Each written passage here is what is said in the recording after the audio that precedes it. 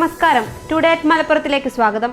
തിരൂരങ്ങാടി മൂന്നിയൂർ കുന്നത്തുപറമ്പിൽ താമസ സ്ഥലത്ത് തൃശൂർ സ്വദേശിയെ തൂങ്ങി മരിച്ച നിലയിൽ കണ്ടെത്തി.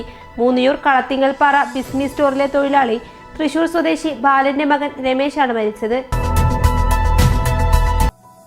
കൊണ്ടോട്ടി മോയിൻകുട്ടി വൈദ്യർ മാപ്പിളകല അക്കാദമിക്ക് പിറകുവശത്തെ പറമ്പിൽ നിർത്തിയിട്ട ടാക്സി വാഹനങ്ങൾക്ക് മുകളിലേക്ക് സമീപത്തെ മുളങ്കൂട്ടം വീണു. കൊണ്ടോട്ടി തുറക്കൽ ഷിബുവിന്റെ ഉടമസ്ഥതയിലുള്ള ടെമ്പോ ട്രാവലറിലും കാറിനു മുകളിലൂടെയാണ് 200ഓളം മുളകളുടെ കൂട്ടം കാറ്റിലും മഴയിലും മറിഞ്ഞു വീണത്.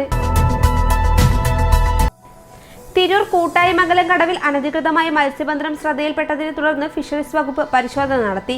ജില്ലയിലെ ഉൾനാടൻ മത്സ്യസമ്പത്ത് സംരക്ഷിക്കുന്നതിനും നിയമലംഘനങ്ങൾ തടയുന്നതിനുമായി ഫിഷറീസ് വകുപ്പിന്റെ പ്രത്യേക സ്ക്വാഡ് ജലാശയങ്ങളിൽ പെട്രോളിംഗ് ശക്തമാക്കുന്നതിന്റെ ഭാഗമായാണ് പരിശോധന നടത്തിയത്.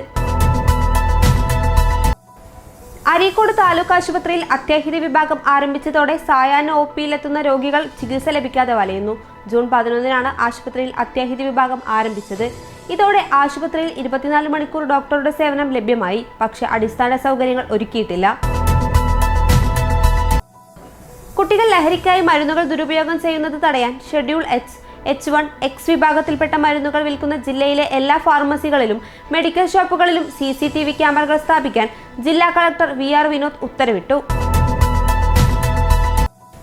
ശക്തമായ കടലാക്രമണത്തിൽ വെളിയങ്കോടും പാലപ്പെട്ടിയിലും 50 വീടുകളിൽ വെള്ളം കയറി. വെളിയങ്കോട് പഞ്ചായത്തിലെ പത്തുമുറി, തണ്ണിത്തുറ മേഖലകളിൽ 40 വീടുകളിലും പെരുമ്പടപ്പ് പഞ്ചായത്തിലെ അജ്മീർ നഗർ, ബീച്ച് തുടങ്ങിയ മേഖലകളിലെ 10 വീടുകളിലുമാണ് വെള്ളം കയറിയത്.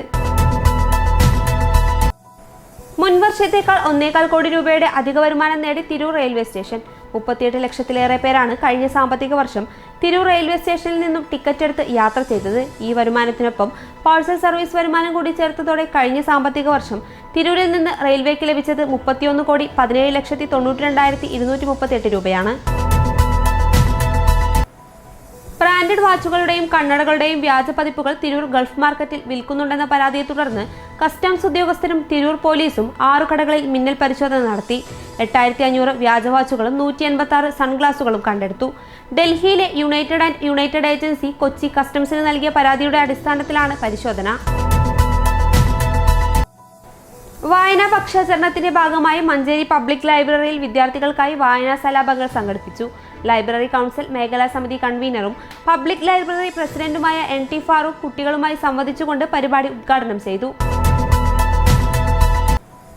മുള്ളമ്പാറ AMUP സ്കൂളിൽ ഒരാഴ്ചക്കാലമായി വിദ്യാരംഗം കലാസാഹിത്യവേദിയുടെ ആഭിമുഖ്യത്തിൽ നടത്തിവരുന്ന വായനാ വാരാഘോഷ പരിപാടികൾ ജയറാം മഞ്ചേരിയും സംഘവും അവതരിപ്പിച്ച നാടൻപാട്ട് ശില്പശാലയോടുകൂടി സമാപിച്ചു. കുട്ടികളുടെ എഴുത്തും വായനയും പ്രോത്സാഹിപ്പിക്കുന്നതിനായി വൈവിധ്യമാർന്ന പ്രവർത്തനങ്ങളാണ് സ്കൂളിൽ നടന്നത്. ഇതോടെ ടുഡേ അറ്റ് മലപ്പുറം സമാപിക്കുന്നു. പുതിയ വാർത്തകളുമായി അടുത്ത ദിവസം കാണാം. നന്ദി.